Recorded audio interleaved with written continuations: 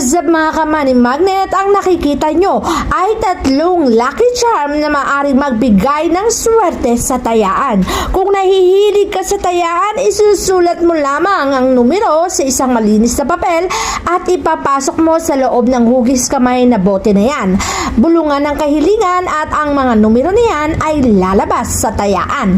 Ang negosyo naman ay magtatagumpay kung meron kang tatlo nito. Ang hugis kamay na tulad nito ay ilalagay sa cash box o drawer na lalagyanan ng pera. Etong lucky charm, money magnet lucky charm ay ilalagay sa pitaka. At etong money magnet blessed bracelet ay dapat na suot mo upang mas maakit mo ang swerte sa negosyo. Maging sa trabaho ay swerte rin ang tatlong to. Kaya huwag kang magpapawala kung nais mo ang blessing ay pumasok sa buhay mo.